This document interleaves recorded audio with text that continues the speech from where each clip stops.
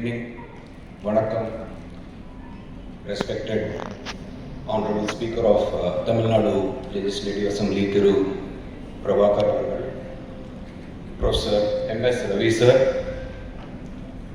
Professor Kannan, Professor Nandakumar, Dr. Sivakadaksham, Professor T.R. Muralidharan, Dr. Narasimhan, and my dear friends.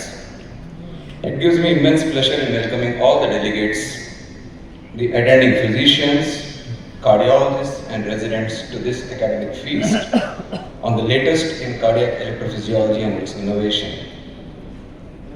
This edition of TN Epic is special in view of innovation, and this, though it was started over a decade ago, every 2 years it has been conducted with regularity and it has come a long way. I have immense pleasure in welcoming the three international speakers, Professor Veeraj Gupta, my mentor from Liverpool Heart and Chest. Sir, whatever little in EP I know is because of him. Professor Prashant Sanders from Adelaide and Professor Sheldon Singh. Welcome you all, sir, from Toronto.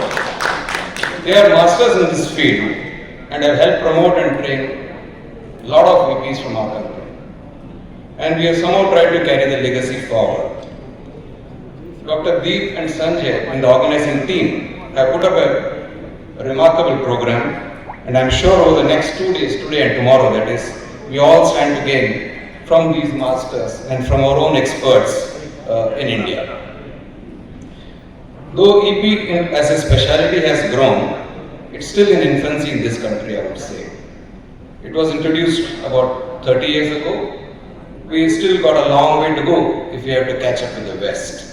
And I hope it grows fast, since it's a fascinating branch and offers a curative therapy. The overwhelming response and seeing so many people seated at 7 o'clock in the evening itself speaks volumes of the good content, the academic content which Deep and Sanjay have put up with. So the next generation should utilize this opportunity and carry the legacy forward, and I hope we enjoy tomorrow's session as well, and I stand here welcoming you all once again. Thank you and Namaste Jai. பேரன்பிற்கும் போற்றுதலுக்கும் உரிய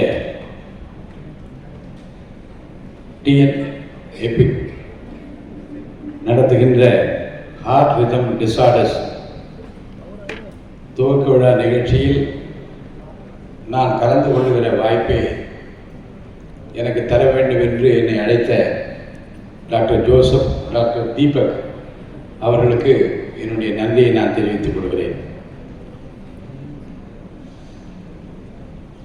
எனக்கு நன்கு அறிமுகமான பல நண்பர்களை நம்முடைய சட்டமன்ற உறுப்பினர் doctor Ravi அவர்கள் இங்கே இருக்கின்றார்கள், டாக்டர் சிவகடாட்சம் இருக்கின்றார்கள். பல நண்பர்களை பார்ப்பதில் நான் மற்றற்ற மகிழ்ச்சி அடைகின்றேன். மாண்புமிகு மருத்துவ பெருமக்களே, மருத்துவத்துறையின் மூத்தவர்களே, இன்றைய விழாவின் சிறப்புக்குரிய விருந்தினர்களாக தாங்கள் பெற்ற அனுபவத்தை, தாங்கள் ஆற்றிய பணியை, தான் மட்டும் கற்றது தனக்கூட இல்லாமல் மற்றவர்களுக்கும் அதை பகிர்ந்து கொள்கிற பாங்கின் மூலமாகவும் உயர்தர சிகிச்சை அளிப்பதன் மூலமாக பல உயிர்களை காப்பாற்றிய சிறப்புக்கு உரியவர் என்கின்ற முறையில் இங்கே சிறப்பான விருதுகளை மகிழ்வோடு பெற்று அமர்ந்திருக்கின்ற மிகுந்த மரியாதைக்குரிய உங்களால் அன்போடு டாக்டர் டிஆர்எம் என்று அழைக்கப்படுகின்ற பெரியவர் டாக்டர் டிஆர் முரளிதரன் அவர்களே, டாக்டர் நரசிம்மன் அவர்களே, மற்றும் இந்த நிகழ்ச்சி சிறப்பாக நடைபெறுவதற்கு காரணமாக இருக்கின்ற the organising chairman doctor K Jaishankar அவர்களே, டாக்டர் அஜய் நாயக் அவர்களே, டாக்டர் உல்லாஸ் விருது வழங்கி விளையாட்டி இருக்கின்ற டாக்டர் ஜாய் தாமஸ் அவர்களே, இந்த நிகழ்ச்சியில் இதயத்தை பற்றி நாம் பொதுவாக என்ன நினைப்போம்? ஹார்ட் பீட் சரியாக இருந்தால் போதும் என்று நினைப்போம். ஆனால் மருத்துவர்கள் சொல்லும்போது தான் புரிகிறது அந்த ஹார்ட் பீட்டுக்கு பின்னால் எவ்வளவு காம்ப்ளெக்ஸான ஒரு எலக்ட்ரிக்கல் சிஸ்டம் இருக்கிறது என்று நம்மாலே புரிந்து கொள்ள முடிகிறது. நம்முடைய இதயம் ஒரு பம்ப் மட்டுமல்ல, அது ஒரு ரிதமில் இயங்கும் அற்புதமான உயிரியல் அமைப்பு. அந்த ரிதமில் ஒரு சிறிய மாற்றம் ஏற்பட்டாலும் ஒரு மனிதனுடைய வாழ்க்கையை மாறக்கூடிய சூழல் இருக்கிறது. அதனால்தான் the art of dealing with arrhythmias போன்ற முக்கியமான தலைப்புகளினுடைய பின்னரை டாக் நடைபெறுவது மிகவும் பொருத்தமானதாக இருக்கிறது. மருத்துவம் என்பது டயக்னோசிஸ் மட்டுமல்ல. மருத்துவத்தை பற்றி எனக்கு மிக அதிகமான டெக்னிக்கலாக பேசுவதற்கு தகுதி இல்லாவிட்டாலும் கூட பொதுவாக ஒரு சட்டமன்ற உறுப்பினராகவும் மருத்துவர்களோடு அதிகமாக பழகக்கூடிய வாய்ப்பை பெற்றவன் இந்த முறையும் நிறைய கற்றுக்கொண்டிருக்கிறேன். ஒரு மருத்துவரின் மிகப்பெரிய திறமை என்ன என்று நான் நினைக்கின்றேன் என்றால், அவர் எவ்வளவு பெரிய டயக்னோஸ் செய்கிறார் என்பதை அத்தோடு அது முடிந்து விடுவதில்லை. அந்த டயக்னோசிஸ் பின்னால் ஒரு சாதாரண மனிதருக்கும் புரியும் வகையில் எப்படி சொல்லிக் கொடுக்கிறார் என்பதுதான் ஒரு மிகப்பெரிய திறமை வரம் என்று நான் கருதுகின்றேன். இந்த விஷயத்தில் எனக்கு மிகவும் நெருக்கமான உதாரணமாக ஒருவர் இருக்கிறார் என்றால் அவர் டாக்டர் சிவகடாட்சன் அவர்கள்.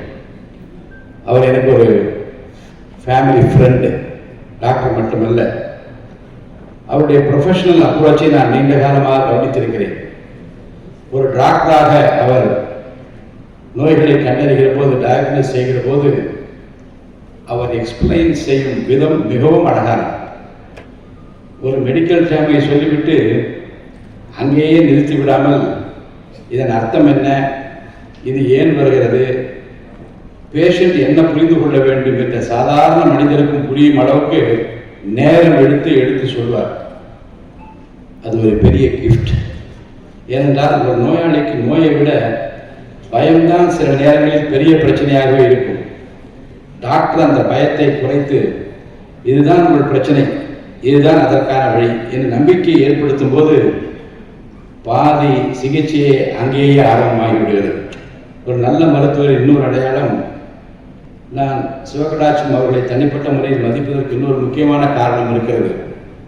அவர் எல்லா பேஷண்ட்ஸுக்கும் கொடுக்கிற சரிசமமான ஒரு மரியாதை. அது குறிப்பாக பெண்கள் பயந்து கொண்டு தன் குடும்பத்தாரை அழைத்து வருகிற போது ஒரு தனி மனிதராக அவரிடம் பேசுகிற போது கனிவோடு அவர் குடும்பத்தை காப்பாற்றுகின்ற பொறுப்பில் இருக்கின்ற அந்த சகோதரிகளிடம் அவர் பேசுகிற போது எடுத்து சொல்லுகின்ற பாங்கும் நோய் பற்றி விளக்குகின்ற விதமும் நிச்சயமாகவே அனைத்து மருத்துவர்களும் நான் காண வேண்டிய ஒரு முக்கியமான அணுகுமுறையாக இருக்கிறது.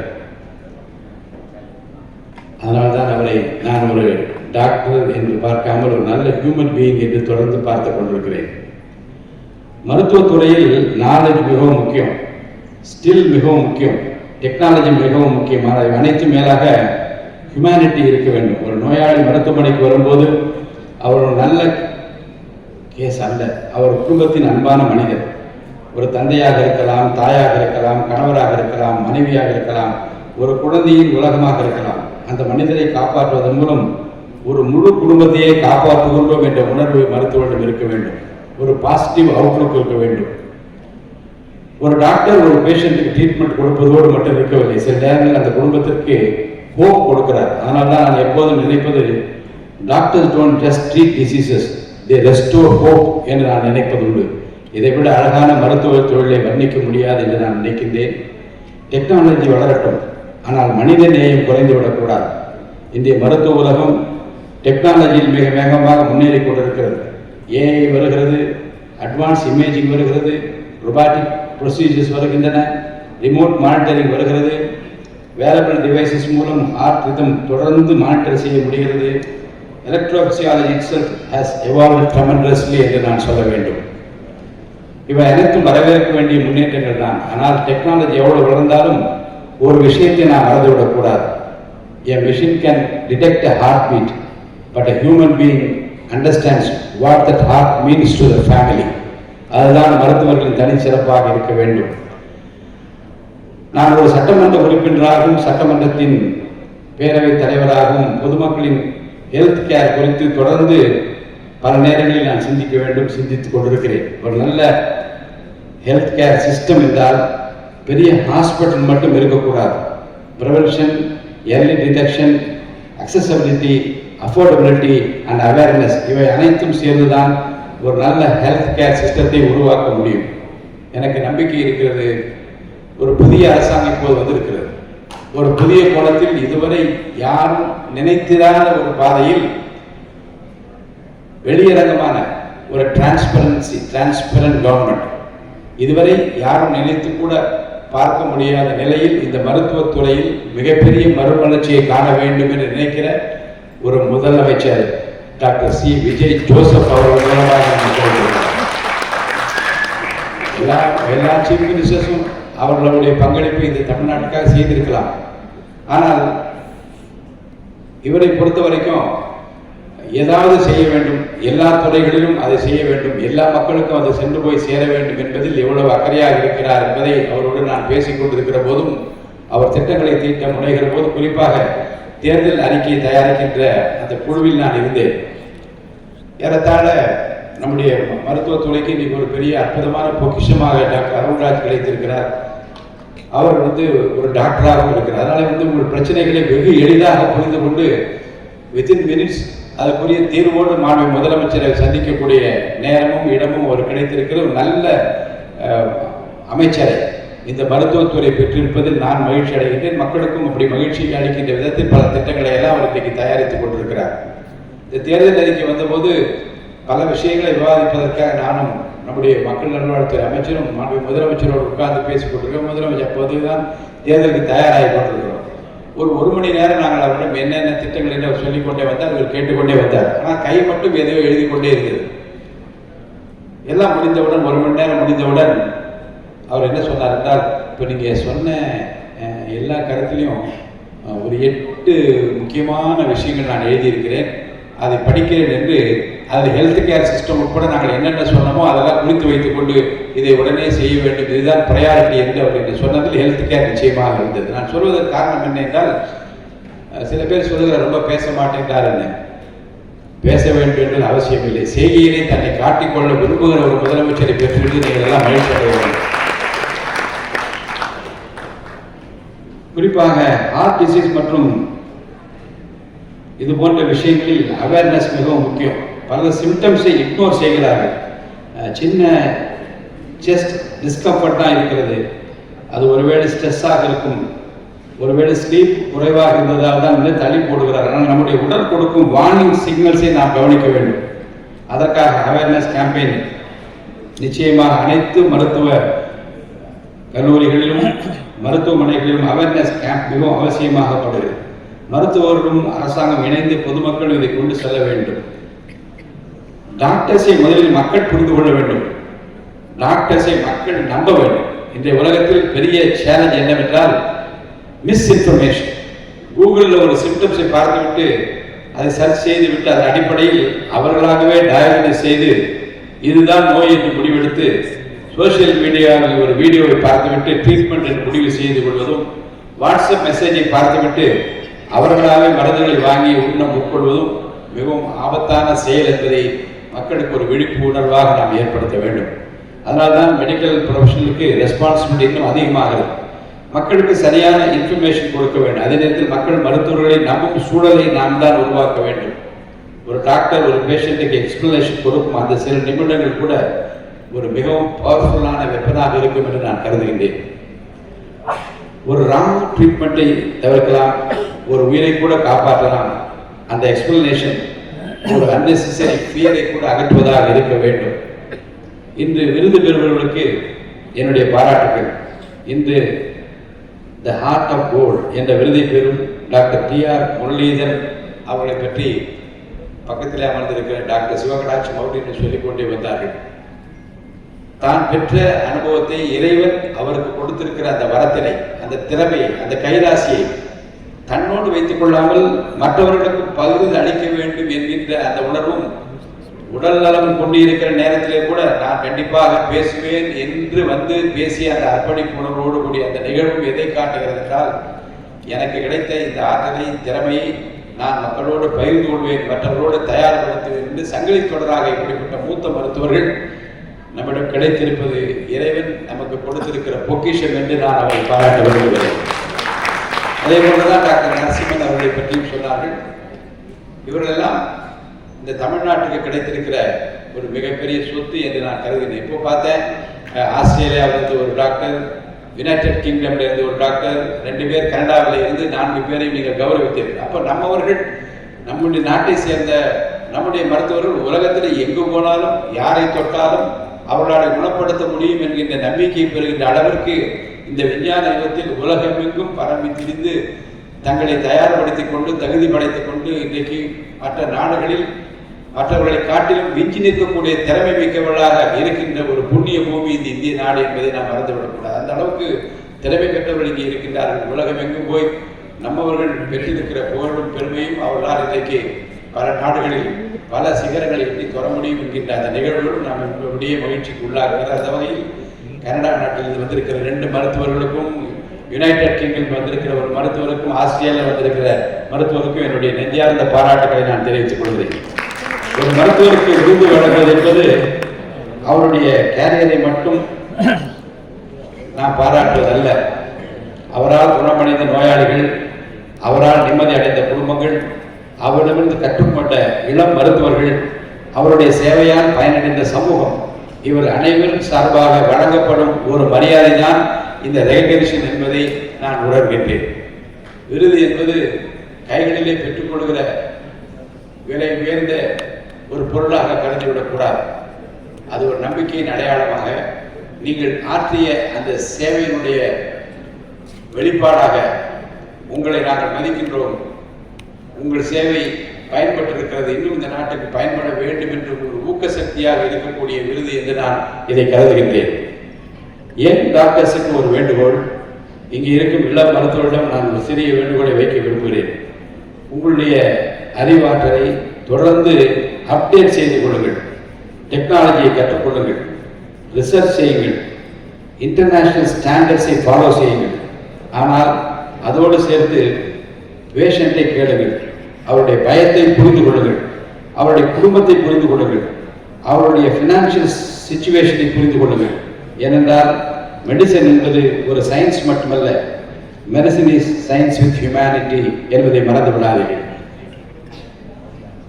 இன்று டிஎன் எபிக் 2026 துவக்க விழா நிகழ்ச்சியில் நான் கலந்து கொள்வது எனக்கு மகிழ்ச்சி அளிக்கிறது.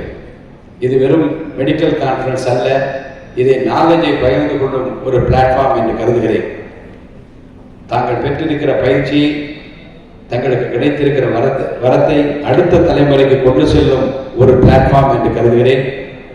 இந்த நிகழ்ச்சியை சிறப்பாக ஏற்பாடு செய்துள்ள அனைத்து மருத்துவர்கள், ஆர்கனைசிங் கமிட்டி மெம்பர்ஸ் மற்றும் அவரை சூழ்ந்து நின்று பணியாற்றி கொண்டிருக்கிற வாலண்டியர்ஸ் அனைவருக்கும் என்னுடைய பாராட்டுகளை தெரிவித்துக் கொள்கிறேன். குறிப்பாக சிறப்பு விருந்தினர் கலந்து கொண்டிருக்கிற டாக்டர் சிவகடாட்சம் அவர்களுக்கும் அவருடைய குடும்பத்தாருக்கும் என்னுடைய மனமார்ந்த வாழ்த்துக்கள்.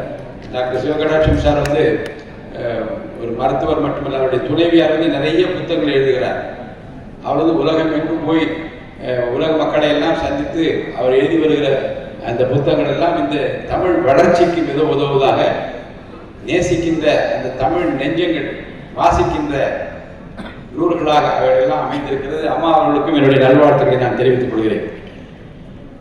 இங்கிருந்து உருவாகும் புதிய ஐடியா, புதிய ரிசர்ச், புதிய கொலாபரேஷன்ஸ் அனைத்தும் தமிழ்நாட்டின் ஹெல்த் கேர் சிஸ்டத்துக்கு நிச்சயமாக இந்தியாவின் ஹெல்த் கேர் சிஸ்டத்துக்கும் உதவும் என்றும் நான் கருதுகின்றேன். அது பயனளிக்கும் என்று நம்புகின்றேன். இதை இங்கே இருக்கும் ஒவ்வொரு மருத்துவரும் ஒரு விஷயத்தை நினைவில் வைத்துக் கொள்ள வேண்டும். ஒரு உயிரை காப்பாற்றுவது ஒரு மனிதனை மட்டும் காப்பாற்றுவதல்ல, அவரை நம்பி வாழும் ஒரு குடும்பத்தின் எதிர்காலத்தையே காப்பாற்றுவது. அந்த மகத்தான பணியை செய்து கொண்டிருக்கும் உங்கள் அனைவருக்கும் ஒரு சட்டமன்ற உறுப்பினராக, ஒரு பொதுமகனாக என் மனமார்ந்த நன்றியை நான் தெரிவித்துக் கொள்கிறேன். Let us continue to advance medicine, but let us never forget the human heart behind every heartbeat. உங்கள் அனைவருக்கும் என்னுடைய நெஞ்சார்ந்த நன்றியை, வணக்கத்தை நான் தெரிவித்து நிகழ்ச்சி ஏற்பாட்டாளருக்கு என்னுடைய பாராட்டுகளை நான் தெரிவித்துக் கொள்கிறேன். தொடர்ந்து இப்படிப்பட்ட கான்ஃபரன்ஸ் நடத்துங்கள். பயிற்சி பெற்றவர்கள், திறமை வாய்ந்தவர்கள் பல்வேறு நிலைகளில் தங்கள் திறமைகளின் மூலமாக பலரை வாழ வைத்துக் கொண்டிருக்கிற மூத்த மருத்துவர்களுடைய அறிவுரையை கேளுங்கள். அதன் மூலமாக ஒரு சங்கிலி தொடராக டாக்டர் நரசிம்மனோடு அவர்களோடு நின்று விடாமல், நம்முடைய டிஆர்எம் சாரோடு நின்று விடாமல், டாக்டர் சிவகடாட்சம் போன்ற பெரியவர்களோடு நின்று விடாமல் ஒரு சங்கிலி தொடராக இந்த பணிகளெல்லாம் தொடர வேண்டும். இந்த சேவை பலருடைய வாழ்வை மலரச் செய்ய வேண்டும் என்று என்னுடைய நல்வாழ்த்துக்களை நான் தெரிவித்து அனைவருக்கும் வாழ்த்து கூறி விடைபெற்றுக் கொள்கிறேன். நன்றி, வணக்கம்.